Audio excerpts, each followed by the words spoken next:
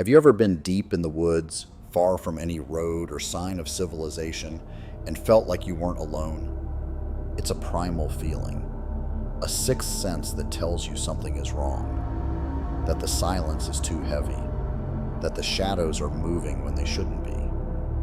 Most of the time, we dismiss it. We tell ourselves it's just an animal or our imagination playing tricks on us. But sometimes, it's not. Tonight, we're venturing into those dark, isolated places. We have 3 stories from people who encountered something in the woods that defied all logic, something that left them forever changed. These accounts serve as a stark reminder that when you step off the trail, you're entering a world with its own ancient, terrifying rules. I used to work as a forestry surveyor, which is a fancy way of saying I walked alone in the woods for a living. I've seen it all: bears, cougars, strange hermits, and none of it ever scared me.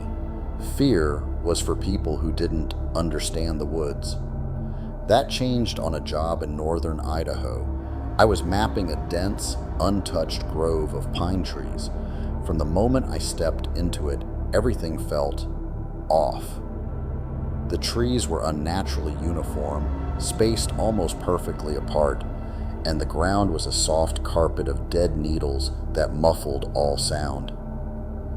There were no birds, no squirrels, just a heavy, absolute silence. As I worked, I couldn't shake the feeling of being watched.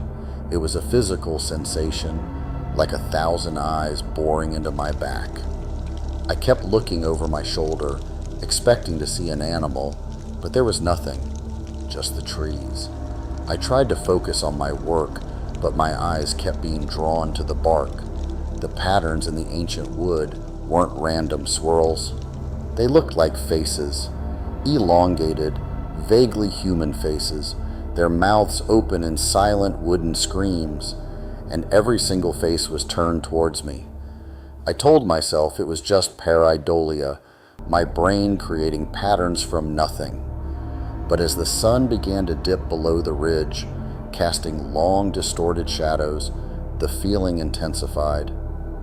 I was taking my final GPS reading when I heard it, a low, groaning sound, like massive timbers shifting under a heavy load. It was the sound of old wood, stressed to its breaking point. I froze, listening. The sound came again, closer this time. I slowly turned my head, scanning the grove. My eyes locked onto a tree about 30 feet away. I remembered its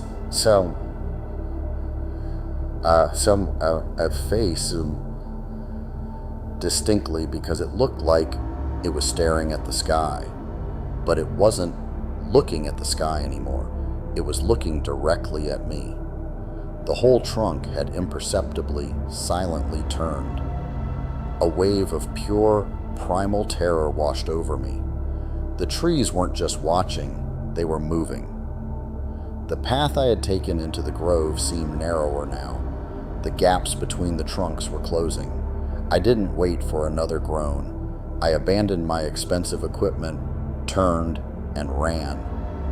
I didn't dare look back, but I could hear that awful, groaning, shifting sound all around me, as if the entire forest was rearranging itself behind me.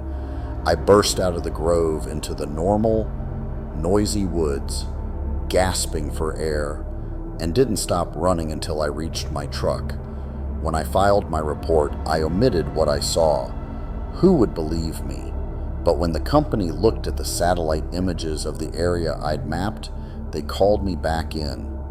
Right where the grove was supposed to be, there was just a perfectly circular, dark patch on the map, an anomaly the software couldn't explain. They scrubbed the logging plan for that section. It's still out there, that silent, screaming grove, and I know without a doubt that it's waiting.